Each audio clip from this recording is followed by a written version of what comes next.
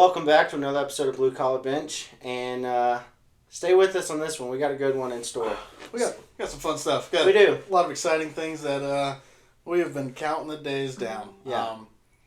A lot of ongoing stuff though currently. Let's just kick it off with the Supercross. Great race. Great race. Obviously they're in Birmingham for the first time ever, and I know we talked about it last week with it being in a football stadium. Mm-hmm.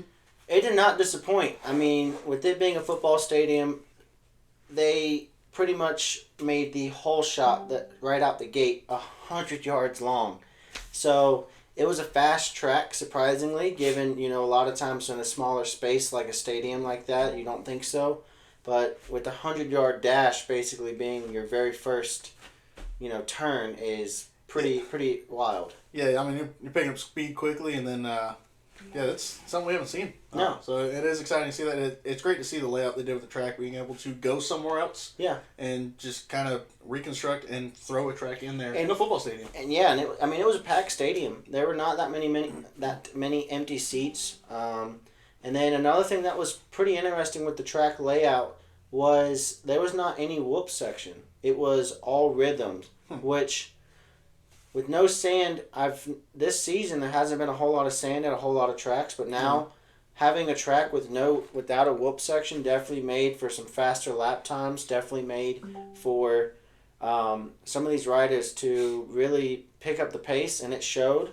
And I think all in all, great track at a new venue. They've never been there before, and great performance overall with all of the racers that were there this weekend. And what we've come to notice with this year, if the track is allowing you to be fast and there's no weather issues, it really shows out for the youngster. Yeah. I mean... Yeah, Jet definitely... Jeff, do not give Jet a clear day or clear air. I mean... No, he's shown he can be quick. And yeah, it was one of those things that, I almost forgot that he was leading, because if you watch the broadcast, we were watching... battle for 4th, battle for 10th, battle for 7th. We never once, until maybe the last 2 minutes of the race, that we actually saw Jet racing like he normally does. Now we did get some excitement earlier in the night in a couple of the heat races. I know, second heat race of the night, Deegan got tied up with Haymaker, and that was actually where Haymaker's bike. And this is in the very first turn, that 100-yard hole shot. Mm-hmm. Haymaker's bike got caught in the back wheel of Deegan. Now, a lot of people are blaming Haymaker for it. There really wasn't much that he could do. There wasn't a whole lot of space for him to work with to try to avoid that interaction. But Deegan definitely let some of his emotions and anger show. For the first time, and we've seen in his career. I mean, a couple weeks ago, we were praising him being, as mature as he is, being a mature... heads-up rider.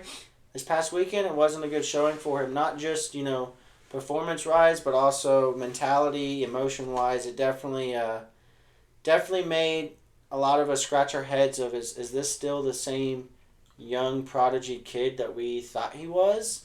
Or is it the fact that he is 18 years old and he's, pardon me, he might be 19 now, but he's still a kid, and... He's gonna get angry. He's gonna get frustrated. How we all do on our everyday jobs. Yeah. But it was a bad night for him.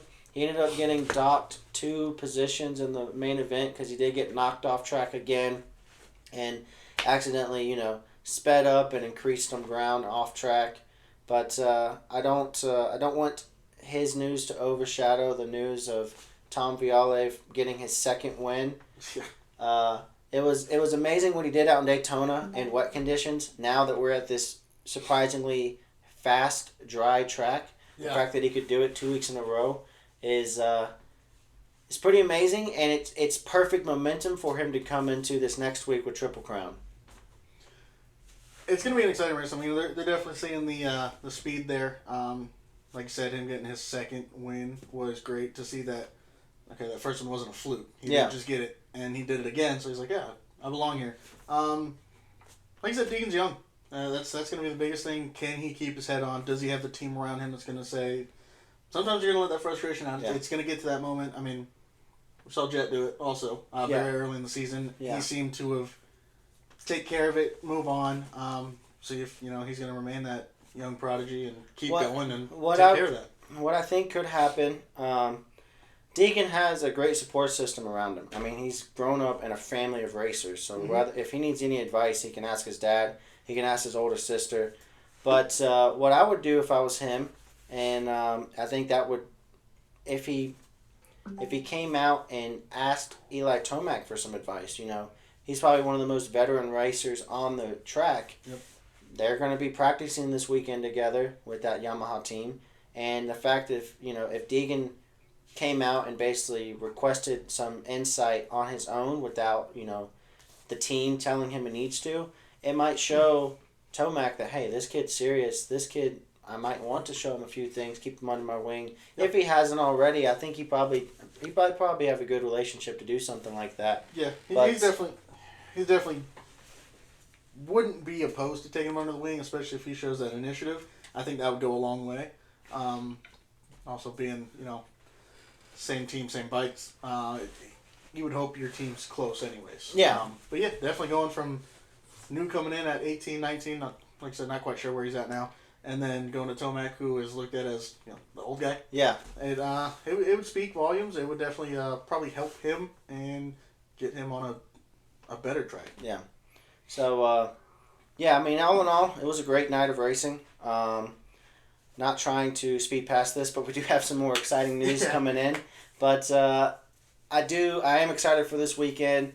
Triple Crown and Indy. Triple Crowns, as I said before in the last few weeks back when they had the first Triple Crown, it's my overall favorite format of racing they do each year. It's exciting all around. And Indy is a great place for it. You have indoors. You don't have to worry about any weather. You got a couple riders who are coming off really great performances with Jet Lawrence, Tom Viale. Both of them looking very fast, so I think they can carry that momentum into this weekend. And then, like I've always said before, don't count Cooper Webb out when it comes to Triple Crowns. He showed it. He's shown it. He's shown it this past weekend. I mean, him and Jet got a little altercation in the heat race. It didn't bother him. He still managed to keep his head on straight, finish the race, do what he does best. He's not going to be the fastest rider every weekend, but he's going to be that rider that's going to sneak up on you and place top fives week in and week out. And next thing you know, now you have a championship points battle coming late into the season because he doesn't let the mental errors affect his final position of the night. He definitely, that's another rider that if Deegan didn't want to go talk to Tomac, he could talk to Webb. Webb's also on Yamaha. Yep. Webb's been through some of the best highs and worst lows of the sport. So, definitely two great options to look at. I mean, as far as if you think of if you're in the sport, who you looking at, who you chasing, what are you going after? These guys are still racing. They're still doing it. So not only are they going to help you on what they already know, they're on these same tracks with you. So, yeah. I mean, not a whole lot of better people to ask. I mean, when it comes to that, because they're on a similar bike, they're on the same tracks, and they've been doing it for a long time. So it's a great the best people to ask. great resources. Yeah. And also just kind of the silly side of the race. How about the chick that walked onto the track? The Monster Energy girl? Yeah. I don't know what was going on with that. Obviously, I would imagine it's not her first time ever being at a Monster Energy Supercross because, I mean, to be a Monster Energy girl, you have to go through a lot of, I guess, interviews to do something like that. I just don't know. And you would think you would do off-season stuff first, so you would think you would know. But yeah, I don't know if she just wasn't paying attention or maybe she didn't expect the laps to go by that fast. I mean, it was a short track. It was a fast track. Maybe she thought she had maybe 10 or 15 more seconds. Yeah. But no, she about got laid out by Cooper Webb coming in around that turn. And luckily she was okay. Cooper had enough bike control. He was able to go around her. But definitely you got to keep your head on the swivel if you're down there on the track. Could have definitely been bad. I mean, that's 2 weeks in a row now that there's been crazy things of someone potentially getting ran over or hit. Yeah, you got fans storming the track in Daytona, so they're never going to let you get that close again. No. And now you got your own employees walking on the track in the middle of the race. And maybe someone better. Maybe it was like, the $1 million bet people do for a streaker during the Super Bowl. Who knows? Maybe. Who knows? Maybe. There could be something behind that. That's a big risk. I mean, if you're a streaker to Super Bowl, you just get carried out. If you rock out in front of a dirt bike, yeah, you're probably not going to make it very far. you got more things to worry about. But yeah, no, definitely looking forward to the Triple Crown. It's going to be a great race. Like I said, indoors, no weather. That's always something we look at. Is it going to rain? Is it going to change the track? It's been a while since we had a Triple Crown. There's a lot of speed on both sides, 250, 450. Mm-hmm. So it's going to be a great race. Definitely looking forward to it. I think everyone needs to stay on the lookout for Cooper Webb. Ken Roxon showed a lot of speed this past weekend and the past few weeks overall. And then obviously keep an eye out on Jet Lawrence. I mean he's shown with these Triple Crowns that if you can get one win, then it just makes the night a hell of a lot easier. Yeah, and he's just trying to topple on points now. I mean that's what he's doing. He's got that lead. He's held it commanding. Dark horse, Plessinger maybe. Maybe I would like to see it. He's had a few races where he's had speed and the heats and stuff, but just can't bring it to that final main event. I would like to see Plessinger do good. I would like to see Chase Sexton get back on in his rhythm, but I think it's one of those things that it's not just about speed anymore. Everyone's fast. Everyone's shown they can be fast. Now it's more a lot of mental mistakes that a lot of these riders are facing, and all it is how can you limit those mental mistakes, and if you do make one, how can you move past it and not let it affect your entire night? Yeah. And as crazy as it is when you look at Jet having 3 wins, the reason he hasn't won a lot of the other ones is from mental mistakes and falling down 2 or 3 times in a main event. Had he not fallen down, and we're talking 4, 5, 6 wins. And that's the big difference between him and a guy like Cooper Webb is Jet is one of those all or nothing type of riders. He's gonna finish first or he's gonna finish 6th or below, and that's not a bad thing. I mean you want a fast rider who's confident and knows and can push the limits, but at the same time, the way Cooper is getting his championship points is a little bit more conservative, a little bit more just slow and steady, just chug along, keep the top 5 finishes as high as possible. Yep. So it's shaping out to be a fantastic Supercross season. We're coming up close on the halfway point of that season, and I could not tell you who's going to win it. No. I think this is the first year that there's not a favorite to win it at all this year. No. Because anything can happen. Hope it doesn't happen, but injuries are still on the table like they were last season. Yeah. Obviously, we don't ever want to see that, but we can't totally throw it out of the conversation. I mean, it's potential, but that's more reason to keep everything close to the points because hopefully it doesn't. But if it does, it just opens the door even more for you. So, like I said, it's gonna be great. Still got the East Riders. I think they're going back west soon. So yeah, I think it's Indy, and then I think they're going back to Seattle. So this might be the last time that we see the Indy or the East Coast riders race for a little bit. Mm-hmm. But for some riders like Hayden Deegan, he might need a breather, and then for some riders like Tom Briale, it's one of those things that if he can finish off this Triple Crown, with the potential podium finish. He's looking pretty good. He is the new points leader. Yeah. He looks like he's going to be able to maybe coast into a nice 2 or 3 week break if he can put on a good showing in Indianapolis this weekend. Yeah, it's going to be good. Definitely looking forward to it. There's a lot coming down to it, being close with the points, and they're going to have to start making a jump somewhere. Speaking of making a jump, and ironically, this is someone we had recently talked about. Yeah. We had talked about Scottie Scheffler not being Scottie Scheffler, not being. Yeah. Why is he world number 1? What is he doing? What's different? And he showed up. He basically just shut us down. He showed up and said, "This is why I'm number 1." Yeah. And he won the Arnold Palmer Invitational this weekend. Which, for those of you who don't know, Arnold Palmer basically had a strong, I guess you'd say, contribution to how the course was laid out. Mm-hmm. Arnold Palmer basically wants Bay Hill to be one of the most difficult courses on the PGA Tour, which it definitely is. Yeah. And the fact that Scheffler was able to win, but he also won with 5 or 6 stroke lead? Five-stroke lead, finished with minus 15. Going into day 4 was tied with Shane Lowry, and Shane Lowry, the course, got the best of him going into it. I mean, he had multiple bogeys back to back, and he was playing catch up the whole way, and Scheffler just was not letting up. He was putting the gas on it, and everyone behind him in the field was just, well, actually technically in front of him because he was in the last group. They were all just, did he mess up yet? Did he mess up? They were waiting for it, and dude couldn't mess up. Yeah, when we look back on these past tournaments where we've had people shooting, 9 under, 11 under in some courses, this is back to, the PGA Tour level of difficulty. I think we forget that in golf, it's not a golfer versus a golfer. It's a golfer versus the course. Mm-hmm. The course is the house in poker, basically. You're playing against the house.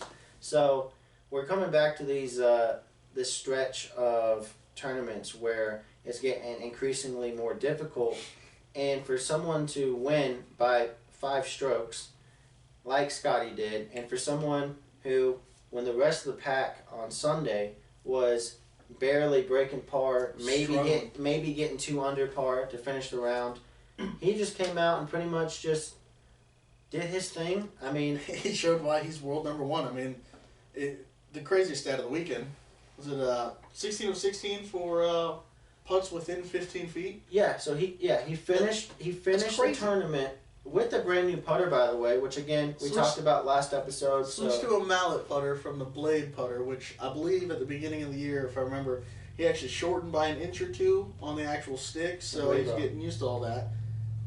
Got rid of the blade putter, went to a mallet putter, and then 16 of 16 within 15 feet. Yeah, to finish a tournament with that stat right there is just mind-blowing. And it's one of those things that, like, I don't know what could be possibly going through his head.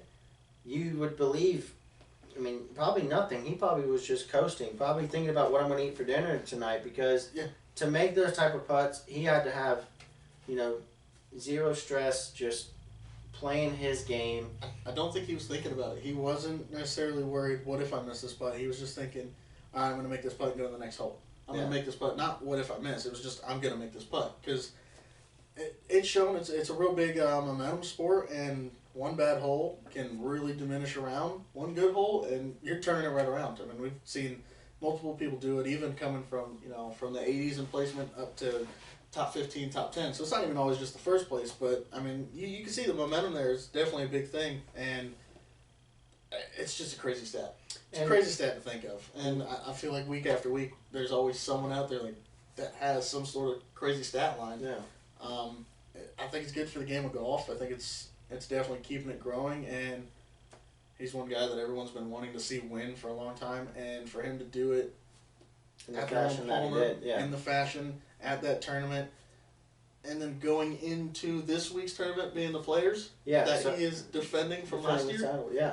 That's a good boost. That's a good start, and that's not enough. Again, that's not an easy course either. If I'm not mistaken, the Players is the one that has the island hole, is it not? I believe so. The famous 15th or 16th par 3. Mm-hmm. So it's you got to be dialed in. Mm-hmm. You got to be dialed in. I'm hoping he doesn't get a victory hangover, keeps the gas and pushes on. But everyone's looking for those points for the playoff standings. They're trying to make a name. They're trying to make a statement, especially with all the live guys gone. Mm-hmm. When you get all the live guys gone, you got all these new guys coming in. They want to make a name too, and you're chasing Scottie Scheffler, Rory, Jordan Spieth, Justin Thomas. Yeah. I mean, there's tons of them. It's gonna be definitely interesting to see this weekend. I was pretty pleased with how the performance of last weekend at Arnold Palmer went.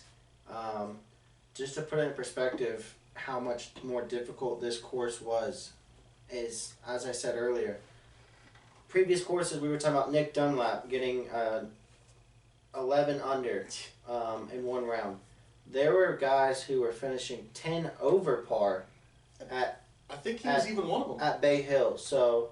Yeah. I think he was +7 or +8, I think, at one point on day 4. So seeing a guy that can go -10, -11, and then go to this course, and the course just ate him alive. And I also think the field, the number of players that were invited, because, this is considered an invitational, was maybe half.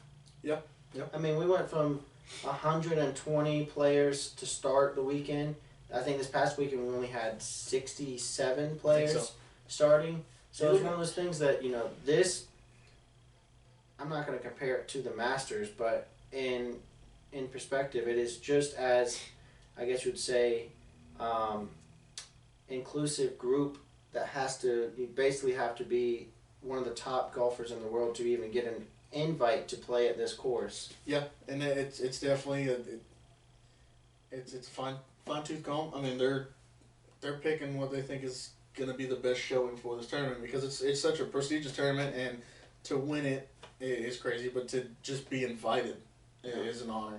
And a lot of these players show that they it's a tough course. It is. They showed that they can't just go out there and shoot 64, 62. I mean, there's several players shooting in the high 70s, even the low 80s, which is crazy to think because us, we would love an 80 score. Mm-hmm. We would love it. But to them, it's their worst round they're ever going to have. And again, it also shows that day 4 is that important because when you go into day 4 tied for the lead, and then I think only 1 or 2 ahead of the next 3 players, and then you finish day 4 with a 5-stroke lead, it's one of those things that separates the PGA Tour from the Live Golf Tour, because that 4th day, those extra 18 holes, you've been swinging the club 3 days now.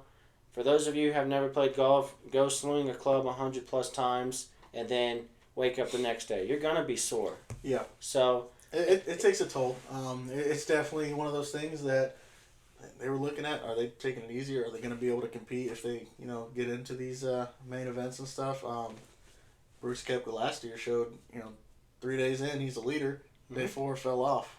Came back a little bit later in the year and showed that he can still do it, but it is a lot. I mean, it's an extra 18 holes that they're shooting 70 shots. Yep, and so I'm not trying to say Live Golf is not professional golf, because they're still way better than what's considered amateur, or what's even considered above. What was it? What was the stat? Like 70% of golfers don't break 100. I think something crazy like that. So don't get me wrong, Live Golf is a prestigious golf league, but when you're comparing the two, Live versus PGA, I think that day 4 matters. There's 18 extra holes that you have to be on top of your game. You have to have the mental capacity and focus to play your game and the way you want it. I think when people are having the conversation of which league is better, that needs to be one of the big topics to discuss. Live didn't, just personal opinion, Live kind of seems like the arena football, the funny football, and the PGA. Not even that. It's competitive. You compare it to the United Football League coming in. Yeah, you really could. It's more like they've already been paid. So what are they playing for? In a way where the PGA, yes, they want to get paid. Yes, they want the paycheck at the end of the day. But they're playing for the competitiveness because they want the best of the best there. They want the best in the tournaments. They want to beat the best. Because you're not number one unless you beat number one. Yeah. And for a while there, people were beating the number one, and yes, he wasn't winning tournaments. And Scottie Scheffler finally gets one, and he's holding the trophy, but he's still finishing top 10s. Yeah, so he's still there. I mean, yeah, and that's one of the things. Which is crazy. That's what keeps him number one. I might have been a little harsh on him last weekend. He is the number one golfer in the world. Yeah. Yes, winning a tournament is incredibly hard. But the consistency is there. Were we the motivation to get him to win? He might have heard us. Is he watching the podcast? Well, number one? Yeah, I'll show you. And yeah. He showed. He definitely showed out. Now he's taking that win, going into the Players, and hopefully defending that. I mean, to go back-to-back wins and then back-to-back champions of the Players would be phenomenal. To Scotty, I hope he can keep it up. I hope he figures something out with that mallet putter, and looking forward to that. Now it's time. We've got some great news for a lot of people. Well, some not so much. Yes, some amazing news in the football world, because guess what? Football is back. It is back, and yes, we will need our phones for this. Before we get into it, get your notepads ready. We're going to go down the list, and we've got quite a bit. Let me know if y'all can keep up. Where do we even start? Let's just... In the past 7 days, Jerry Jeudy has gone to the Browns. Yep. Saquon Barkley has now gone to the Eagles. Kirk Cousins is going to the Falcons. Crazy. DeAndre Swift to the Bears. Mm-hmm. Tony Pollard to the Titans. Yep. Josh Jacobs to Green Bay. Aaron Jones was then released and is now going to the Vikings. Gardner Minshew Yep. is going to the Raiders. Chris Wilkins is going to the Raiders. Austin Eckler to the Commanders. Now that one's big. That one's crazy. Crazy. Gabe Davis to the Jacksonville Jaguars. Mm-hmm. Marcus Mariota to the Commanders. Joe Mixon, released from the Bengals, going to the Texans. Within the day of being released. Jameis Winston to the Browns to be backup to Deshaun Watson. Some big ones here. Darnell Mooney to the Falcons to help Kirk Cousins. Which is crazy because the Bears, we thought were going to do something. Yep. And they lose Darnell Mooney. They got other plans. Russell Wilson to the Pittsburgh Steelers. Now, we spoke last episode, obviously, with Denver releasing Russell. Denver's now all in on Sean Payton. Mm-hmm. Patrick Queen is going with them to Pittsburgh. And then the biggest one today, and now this is certainly not the last. I probably missed a lot of them. Yep. But Derrick Henry to the Baltimore Ravens. Derrick Henry, Mr. I'm going to squat every house around, is right behind one of the only teams that still has an active fullback in Ricard, who is a beast. And then Lamar Jackson, who you can't sack that guy. You can't get to him. So I don't even know where to start with all this. Number one, as a Browns fan, I am excited for Jerry Jeudy. Yep. As I've been saying, our wide receiver room is getting smaller and smaller, so we need someone who can be, some support with Amari Cooper and David Njoku. And I think having two all-pro wide receivers opposite sides of the field is definitely going to open up more options for Deshaun Watson. I think some of the biggest names that were shifted around, number one being the Tony Pollard leaving from Dallas.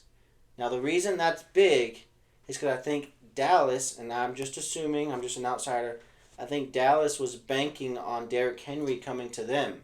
So they freed up some money, they let Pollard go, tried to open the door for Henry, and I think Baltimore just swept the rug away from them. They took it out. I mean... Because now if you're Dallas, what do you do? Who do you have? I mean, what's left? And I know there's a lot of players out there. And just to bring this up, none of this is official yet either until Wednesday at 4 o'clock when they can put pen to paper. So this is all verbal. It is all verbal. And a lot of it is pretty much set in stone. A lot of it's going to happen.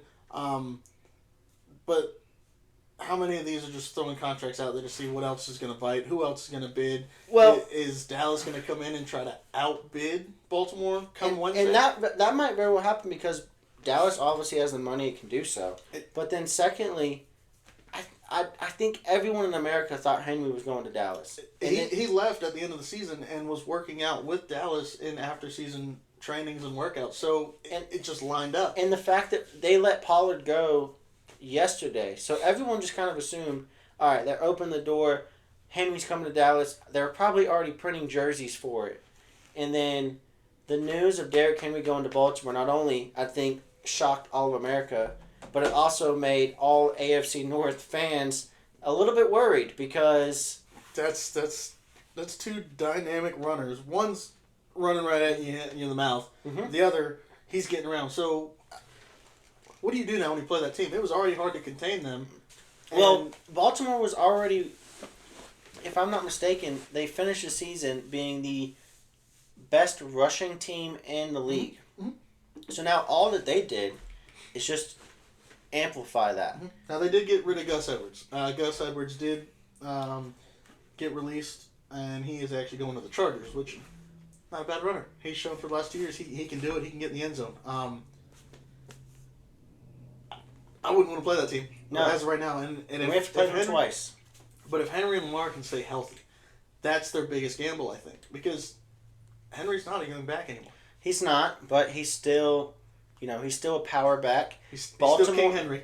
Baltimore still has, if I'm not mistaken, that rookie running back they had last year. Mm-hmm. I'll find the name and add it right here. But Baltimore's still shown a lot of promise with their running back room, their rushing offense, because their offensive line is bought in on, we are not going to throw the Hail Mary pass, but we are going to slap you in the mouth every play. I just thought about this.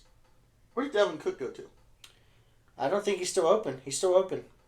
No, but Dalvin Cook left during the season. Didn't he get traded? Is Dalvin Cook the one with the brother? Because I know Buffalo has a Cook. They have James Cook. Didn't Dalvin Cook go to Baltimore? He might have. I think he went to Baltimore. It was either Baltimore or Minnesota. But I'm pretty sure he went, and he might still be with them. If that's the case. So if he got Dalvin Cook and Henry on the same team. And we'll fact check ourselves, but if that's the case. Because I remember he did. At that point, it doesn't matter. Third down, Derrick Henry's tired. We got to pull him off the field. You're going to have just a rotating door of A-list backs. It's not a third down back anymore where you have a guy, go give me 3 yards, like they did last year with Eckler and Pollard. Yeah. That's going to be a team that I think is looking to, yes, we can go over top with our receivers, but we're going to punch you in the mouth and we're going to make you know it. We're going to beat you down until you're tired, and then we'll start throwing over top. And they've got the team to do it. They've got the line. It's going to be crazy. And they were right there last year, and I think they found some missing pieces. It's going to be interesting. I don't even know where to start. Other than the fact that I am terrified to play Baltimore twice this year. Nothing. Yeah. Not that I trust the Browns organization. I do want us to get a good offensive play caller, get the play calling away from Stefanski, just like we did at Ohio State, get the play calling away from Ryan Day. I think if we can do that right there, then we'll be another playoff contention team, potential division winning team. But when you're Nick Chubb, Nick Chubb's coming back, but when we're looking at Baltimore on the schedule twice, and now we're hearing this kind of news, everyone who is a Cleveland Browns fan has to have that kind of gut feeling of uh-oh. I mean, it's normal because being a Browns fan, we have some highs and a lot of lows. Yep. So, but it's gonna be crazy to see how these teams fully shake up, where they finish, because there's still a lot of potential out there. There's a lot of players still available. Well, and you can go to the defensive side, and I think one that I just saw come through, Daniil Hunter. Yeah. Going to the Texans. Yep. The Texans have the most money right now. We're getting free agency alerts while we're filming right now. I mean it's just football is back. But not only that, record-breaking contracts, and the fact that these 12 or 13 running backs have now changed from this team to this team. In last year they thought that position was dead. We don't need them. We'll just draft another one. People are paying for these guys. Now, it's not crazy numbers, and they're only getting 1, 2, maybe 3-year contracts on some of them, but 3 years for $24 million, 3 years for 1 year for $9 million. And with that, one of the big names that was on the forefront of running back is the most important position on the field, Saquon Barkley. Now, we talked about this today. Barkley got drafted by New York, stated he wanted to be, the face of the Giants organization. He wanted to bring glory and Super Bowl rings to New York. Obviously, New York dropped the ball on that one because you went from having the face of your franchise is now going to your in-division rival, which now you have to play twice a year. Which is crazy. Not only that, just the amount of these trades that went in division. Yeah, that's been crazy. Defensive players, especially not Aaron Jones going from Green Bay to the Vikings. Yeah, and not even a big one, but we had Tommy Townsend, and the only reason I know him as a punter is because he was with Florida, played for Kansas City, won 2 rings, and now he's on a different team. Mm-hmm. And it's crazy. And if they're going to pay you, why not? And I'm just looking back at our list here. So that just scrapes the top. Barkley going to the Eagles, but obviously, if I'm not mistaken, Barkley coming to the Eagles happened, and then hours later, Swift's getting sent off to the Bears. Yeah. Now, the Bears, everyone's looking at them, wanting to know what they're going to do with the first overall pick and the 9th overall pick, which is a pretty good draft day layout. But everyone's looking at them wondering what are they going to do, and now they're buying in on running backs. It's one of those things of, okay, are we buying running backs because we don't want to have Justin Fields running the ball every play? Meaning, we're going to get rid of Justin Fields. Everyone's looking at them, Or are they doing it to protect Justin Fields? So, hey, we've got two backs that are consistent. We don't need him to run the ball. But are they going to run it like a dynamic like Baltimore does? Yeah. If you have to do it, let's try not to. Let's make that, third step. But a name on here that I think a lot of people kind of skipped that we weren't really paying attention to was the Austin Eckler leaving Chargers. I thought the Chargers had a good dynamic with Eckler, and I wonder if that was, because who just got in LA, I wonder if that was potentially a Harbaugh decision. I don't know if it was necessarily a Harbaugh decision as far as he was relied on a lot in that offense, and nothing really came out of it. Yeah. So if I can take that and move it to this team and utilize it a little bit better, maybe be well-rounded, because when you're Austin Eckler with the Chargers, it's going to him. Yeah. Whether it's a swing route, a dump route, or a run, it's going to him. So he's just getting hammered the entire game. And it's not a bad pickup for the Commanders either, because the Commanders, for everyone who's going to look back on the past season, sorry, I got a hair stuck on me. For everyone's going to look back on the past season, they're going to see the Commanders having this terrible record and firing Ron Rivera and, that scandal that they had with their owner. No one's going to look at the fact that Sam Howell led the league in completion percentage, receiving or passing yards, and least amount of interceptions for the first 7 games of the year. Mm-hmm. Mm-hmm. So they have a good structure there. Now, yes. But then they got another quarterback. They didn't finish well. They did not get another quarterback. Mariota. Yeah. But Mariota's not going to be a starting quarterback. He's going to be a backup QB. But the thing, looking at that, are we committing to Sam Howell and having Mariota there when they have the number 2 pick? Well, the reason they're doing that is because Howell got hurt. He did. And they didn't have a backup QB. And now you have a solid backup, which we all loved him in Oregon. Yeah. He did well when he first came in. He's just been kind of shattered because he sat behind Jalen Hurts this year. But what are they going to do with number 2 now? It opens the door because now they have a quarterback. Because Sam Howell's healthy. He did a great job with what he had, which wasn't a lot. Mm-hmm. Now you have a running back who can take some of that workload off of the QB. So I think that... And they've got a solid line. Yeah. And so their line is... They've got a decent line. They are exactly where they want to be going into draft day.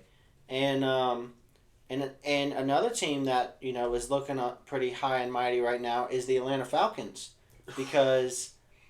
Kirk Cousins? Everyone, just that alone. Everyone said Desmond Ridder was the downfall of the Falcons, and probably a lot of it had to do with Arthur Smith and the play calling. But now you're going to have a quarterback who is a veteran, knows what to look for, knows what he's doing. Now it sucks we're not going to see him in the Vikings uniform anymore. Personally, I'm okay with that. Being a Lions fan, I'm okay. Hate to see him go, but, But you're going to have Kirk Cousins down here in Atlanta with Bijan Robinson in the backfield. And help me out here. Is it Pitts, their number 1 wide receiver that they never used at all? Kyle Pitts, well, he's a tight end. Tight end. And you got Drake London, who they drafted the year before, who was supposed to be this breakout. And he's good. And now they got Darnell Mooney coming to help Mooney, him. Drake London, Kyle Pitts, and Bijan. And it's a young team. It's kids that want to play. And I say kids, but just when in comparison. At the same time, if I'm in Atlanta, I'm okay with that because look at your division. Look at where he came from in the North against the Packers, who aren't going anywhere for a long time. They've shown that. The Lions, who seem to find something. And then the Vikings that have to beat both of them to even get into the talks. It's tough. And then you look at where he's at now in the South. Yeah, in Atlanta, I'm ecstatic with how these past 2 days have gone because now we have an offense that can work, and Atlanta already fired Arthur Smith, so now we have a new head coach, and now they're gonna have an offensive coordinator who can take over the play calls because. As much as I would like to see head coaches be able to make the play calls on the sideline, It just has never worked. And there's a No. reason it never works. Because the head coach, guess what? Like we talked about last week with Chip Kelly, they don't get to have the one-on-one meetings week in and week out with the players. They don't know him as well as they should as an offensive coordinator who is there with them during everything. So you need to have the play calling responsibilities taken away from the head coaches, just across the board, because it just doesn't work. And the few times it does work is a phenomenon and needs to be studied, quite frankly. Yeah, it's very rare. It's just one of those things. But going back to the Kirk Cousins and the Falcons, this is a division that everyone looked at. This team's making the playoffs on 9 wins. Why are they there? They're guaranteed a win for not even being good, which... Yes. Not saying they're not. That's just words coming out because the Tampa Bay Buccaneers, they showed it. They took Baker Mayfield. Yeah. They brought that team into the playoffs and made some waves. And Baker got a $100 million contract out of it. And that head coach down there in Tampa better be, hugging and kissing Baker, because Baker just saved, I don't know his name. Mike Evans? No, not Mike Evans. The Tampa Bay head coach. I'll find it. I'll add it. Yeah. But basically, Tampa had him on the hot seat, and Baker came in and saved that organization. And another name that's on the hot seat, now that we're talking about hot seats, is Nick Sirianni. Which is crazy to think a year and a half ago. Is mind-blowing, and it makes no sense, and we've already talked about it, but how can, as a team member in the Philadelphia Eagles organization, you have Nick Sirianni who's putting his soul and heart out for this team and takes you to the playoffs. Now, yeah, they started the season great, ended it terribly in their, standards. But the fact that, Barkley's coming to Philly, everyone is overshadowing Barkley's entrance to Philadelphia by stating, oh, well, if Philly's spending this money on Barkley, it means that it's all or nothing for Sirianni, because, and it makes sense, it's a business, but if Philly's spending this much money on Barkley, because we all know Barkley's not cheap, no, then Sirianni obviously has to make something happen, or else he's gone next. But you also got to look, as nice as a piece is to get Barkley there with the Eagles, and you got Jalen Hurts, one that's going to take some pressure off him, and how different is their offense going to be, though, with Jason Kelce being gone? I mean, that's a key. That starts every offensive play. It is. Now, if you get that blown up, also, is the tush push an option anymore with him being gone? Can it be done? Yes. Can it be replicated? Absolutely. Other teams have. But to that extent, because Kelce was always at the bottom of the pile, and he was starting that tumble to get them 2, 5, 6 yards. That's going to be a whole different dynamic, and that's a lot of trust to put in Barkley with a new center. That's a lot of stuff they're going to have to start working out really quickly, because that is the start to every offensive play. Yeah, and to bounce off the Eagles, obviously, DeAndre Swift going to the Bears. We talked about this briefly. The Bears, just like the Vikings, have to play the Lions twice a year. The Bears have a good running back, so for everyone asking why in the F would Chicago sign another running back with Herbert in the backfield, well, the reason for that is because all those teams in the North just watched what the Lions did with Montgomery and, help me out here, Jahmyr Gibbs. So now, that is a format that we can follow. That is a format that has been tested time and time again and works.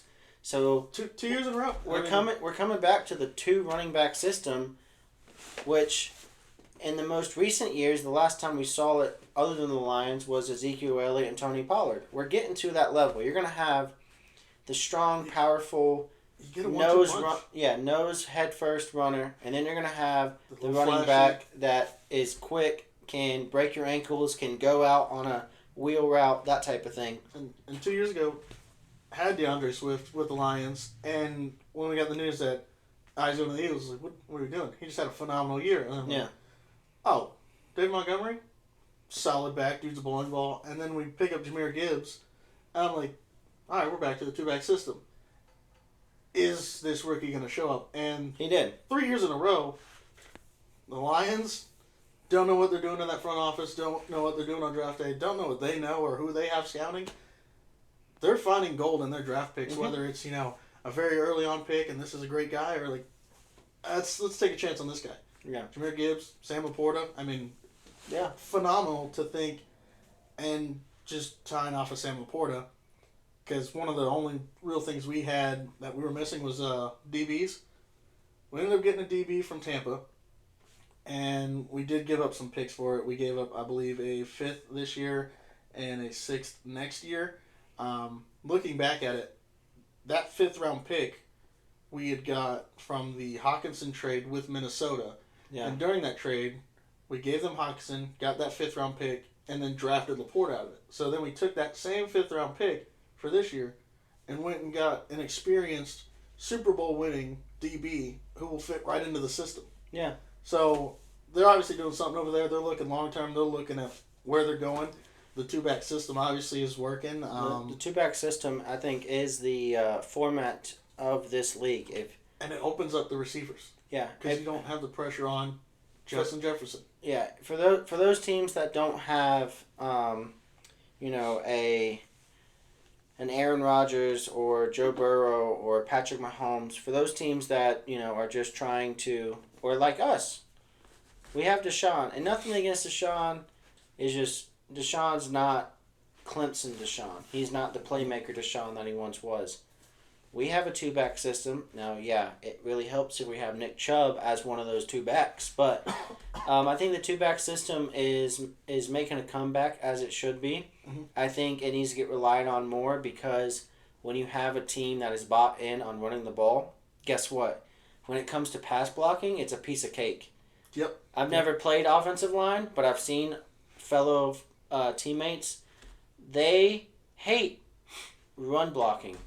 But pass blocking sometimes is a lot easier. So if you can make them enjoy just pancaking everyone in front of them, when it comes back to protecting their quarterback, they've already got a chip on their shoulder. They're ready. Yeah, it's definitely going to speak volumes. And I think we're going to see a lot more high-end rushing yards as a team. I don't know if you're necessarily going to get a bunch of 1,000-yard rushes just because you're running the 2-back system. Yeah, we're not. But you have the rare case where the Lions were chasing that, but we may not see. We may not see an Adrian Peterson like running back anymore because it's not needed. It's not necessary. We don't.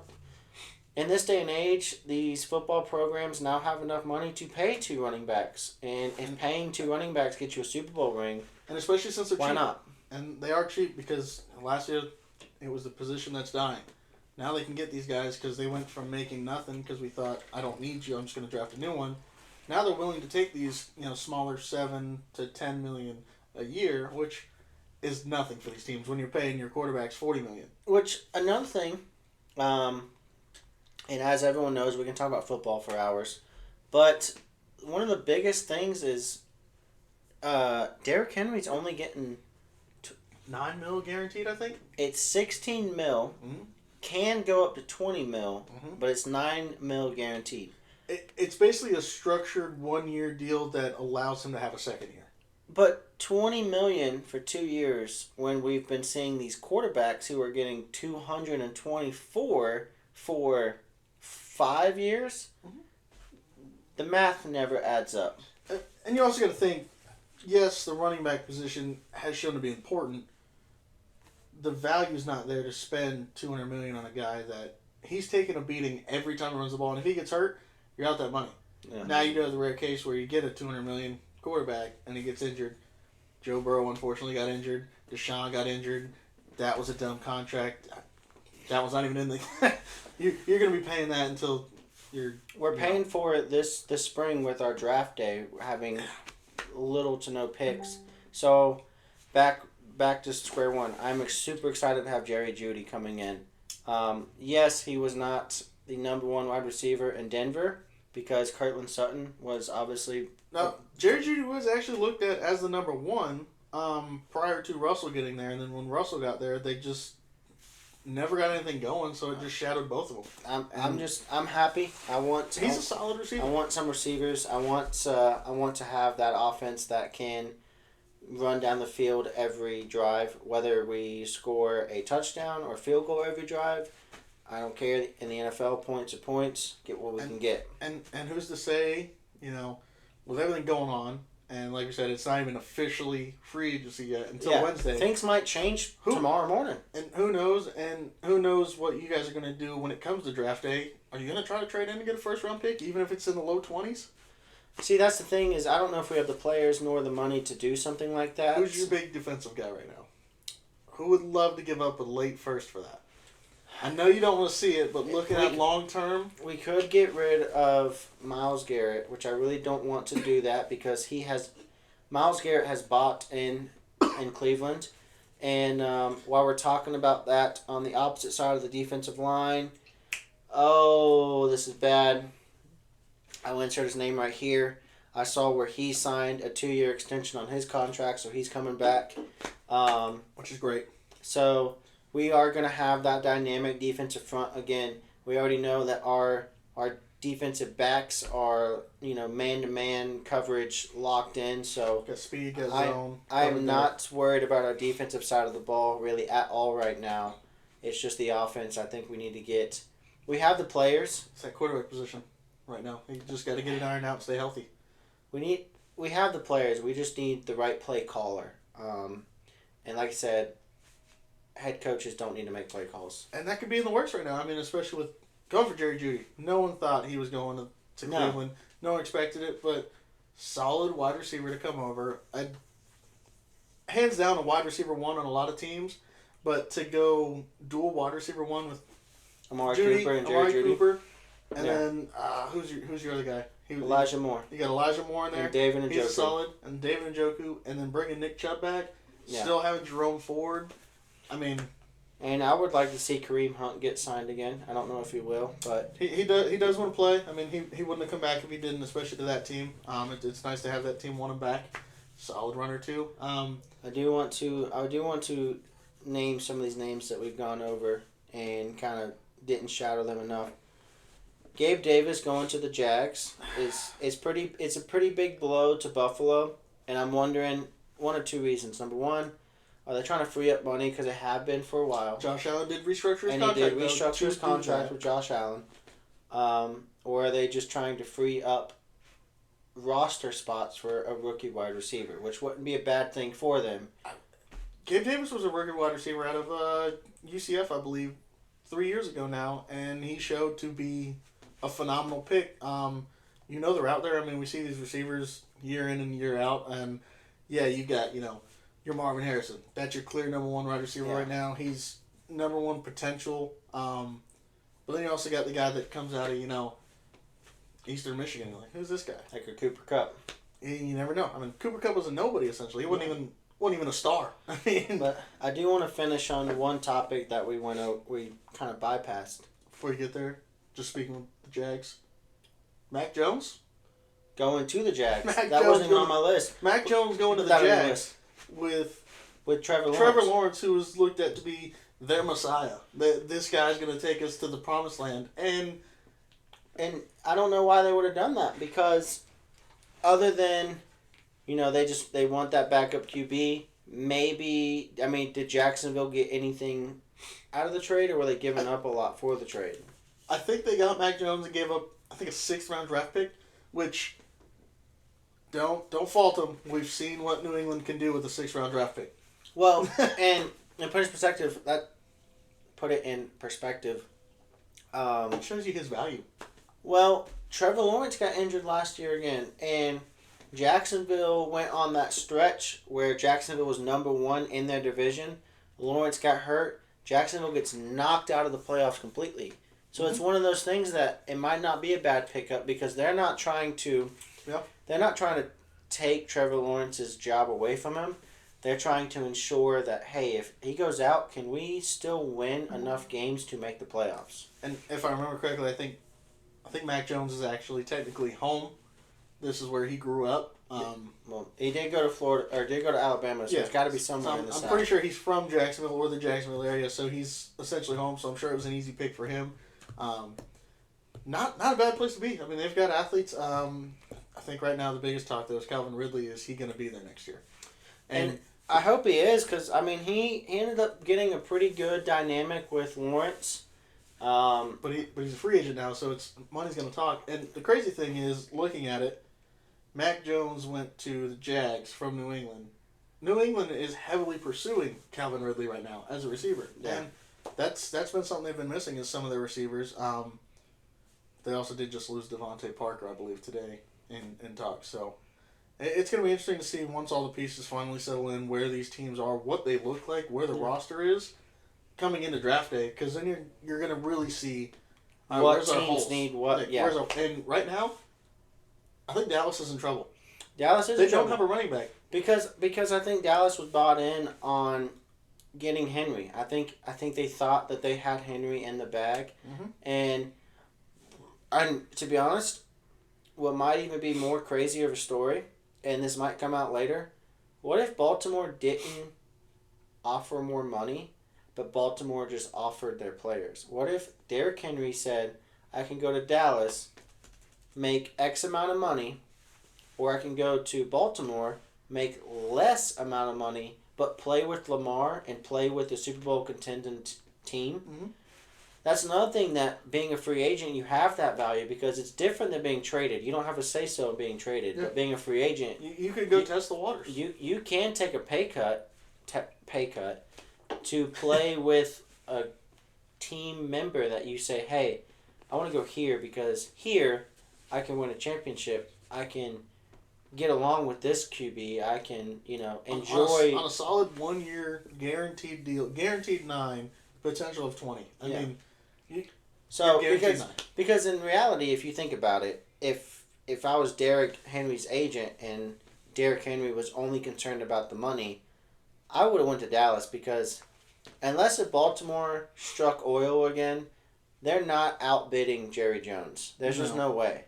Well, you also got to think, if this truly is a 1 year contract, 1 year deal, I'm getting $9 million. If I can go be the piece that they were missing, lead them to a Super Bowl. All right, now where's the money? Deuces. Now he's going to get his money and go sit somewhere for 3-4 years, and then he's done. Yeah. He's like, all right, I'll take my $40 million and go play with the Chargers. Okay. Yeah. So it's going to be interesting. Like I said, once the pieces fall. I do want to bring up, because we're talking about a lot of trades, a lot of free agency. There's one player who is requesting a trade.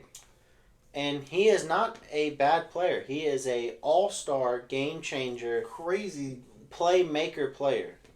Just after saying he wants to be there, and a team that we were trying to figure out. No one wants to pick him up. No one yet. T. Higgins. Nothing is set in stone, like we said. Once I think everything falls into place, people are going to start looking. We could use this guy. Buffalo goes and steals T. Higgins, since they just got rid of Gabe Davis. You got Stephon Diggs there. Because we were trying to figure out how you're going to keep Joe Mixon, Joe Burrow, Jamar Chase, T. Higgins, and Tyler Boyd. I think they still have. Tyler Boyd's a tight end, yeah. Well, they just they got rid of Mixon. They just franchise tagged T. Higgins, and he's like, "No, I don't want this. I want to trade," because he knows what he's worth. He knows he is a potential wide receiver 1 on almost any other team. But you got Jamar Chase and Joe Burrow who played together. Yeah, I don't know where he's going to go. And I wonder if that dynamic, the fact that Jamar Chase and Joe Burrow have played before at LSU, if that affects it. For now, 6 years together. But the fact that T. Higgins, who is a phenomenal wide receiver, has requested a trade and there haven't been any trade offers, at least anything that's made public, is kind of surprising because, like you said, you got Buffalo who... And I know Buffalo right now is struggling on defense, so maybe they don't want to put money into that offense more than they already have. But you have these teams that need help. I mean, Carolina, who a lot of people don't know, Carolina has a lot of money, according to... Also made the worst decision they've probably made since draft day last year. By trading Brian Burns? For nothing. For a bag of chips. Not even a Lay's bag of chips, which is mostly air. Even less than that. Yeah. I don't know what they're doing over there, and I don't know if they want to stay young and draft people in and do a complete rebuild. But the problem is I wonder, and I know it probably won't happen, but what if T. Higgins goes the entire offseason without getting traded? Number one, is the question has to be asked, are no other teams? Do no other teams want T Higgins, or is Cincinnati just? Is it a front office decision to see what they can get? Yeah, is Cincinnati just? Does Dang want a carrot? No, what's the word? Just purposely not agreeing? Are they just now? Because a trade, both organizations have to agree. So what if Cincinnati's just getting all these offers in and then purposely not accepting them? If I'm T Higgins, I've requested a trade. I don't leave. Do I play as strong and as physical as I know I can, or you're still gonna play? And I would personally, because you're still trying to sell yourself to another team, but also since they franchise tagged him, he's getting this. Yeah. They're gonna have to pay him next year, or fully release him. Are they trying to see what kind of offers are coming in? They're offering $12 million for 3 years, and we were going to give him 15. Let's give him 10. It's a negotiation thing because it's still a business. It's a front office thing. The players don't know. I mean, players come up all the time, and in the office are like, "Hey, you're being traded from Seattle to Florida." Yeah. What? Okay. And that could be the case. So it's a lot, and as much as I know we would love to be in those rooms at these times just to see it be in a war room in the sense. I don't want to make that decision. No. I don't want to make those calls. I would love to be there, though. I would love to be one of the guys that who just focuses on one player and be like, hey, this is what this player can attribute, and then you make the decision. I don't know if I would want to be the GM, because the GM, as much as I think a lot of coaches get the blame, the GM probably gets more, because the coaches are just the face. That's what everyone sees on Football Sunday. But the GM... It's your big decision because they can trump everything there and say, I know you guys all want this, but we're going this way. Yeah. And you got to live with it because as a coach, that's your boss. That's the guy that owns you. So just to tail off, I know we're all a big fan of NFL Red Zone. Give me something like that with these war rooms, even if it's delayed because we don't want to see the live reaction. But give me 8 screens of just Cleveland Browns, Detroit, Packers, Vikings. Give me that, and that would be crazy to watch on draft day. Just an NFL Red Zone special draft day. And you just have all these different teams, and it's just a live feed. Just seeing the frantic mess, seeing what they're going through. Don't even give us mics if you don't want to. Just give us the video of seeing what goes on. Because I guarantee there's a lot and people in America like us who would love to be in that room and to see what happens. And I know you're coming down to the stuff, there's a lot of logistics with it, and I don't want them to, even if it was the day after, I'd still watch it. Yeah. Because I know, all right, we're talking about making the third, let's make a trade real quick. You can look later, watch it the day after. I'd watch it. Yeah. Every year. That would be crazy. Flip side, I did see something, and I'm not a fan of it just because we play fantasy football. I did see something where they came out with all these free agent moves. They said, what if they didn't tell the public? What if they didn't tell anyone? What if just week 1, teams came out, and you see him running out of the tunnel, and you're like, is that Kirk Cousins with the Falcons? And nobody knew? Oh, that... You know how crazy and stressful that would be? But then you're going in blind, like for fantasy players. Yeah. They don't give you a team. You just, I like Kirk Cousins. You pick him up, and you're like, he's going to do great for the Vikings. Week 1. Atlanta versus Tampa Bay. Dude, what? It would piss a lot of people off, but I think a lot of people would love it. It's one of those things that could never feasibly be done because someone. But especially this year, though, with 13 running backs changing teams. Yeah, someone would leak something because we get leaks all the time from random things. It comes out before even the player even knows. Sometimes it is crazy. It's one of those things that will never happen. It would be crazy. Also, funny note, Kyle Pitts, as soon as he found out Kirk Cousins coming, he said, "All right, who gets to keep number 8?" Oh, because good point. But if I'm Kyle Pitts, I'm like, take us to it. Come on. No. It's gonna be interesting. Atlanta needs something good. They were with Matt Ryan for a while, so they got a young team, young offense, great offensive line, a weak division for Kirk Cousins to just come and expose, with the exception of Baker and the Bucks. But a lot of stuff coming up, and I think next week's episode is gonna. Next week's episode gonna be good. We get confirmations. So yeah, we got stories coming in. I just got another notification from ESPN. So with that, turn on your notifications for ESPN. Turn on your notifications for us. Whatever you missed there, we'll try to cover here. Yeah, we'll get it, and If Stay you would, tuned. We got some excitement. Yeah. So see ya.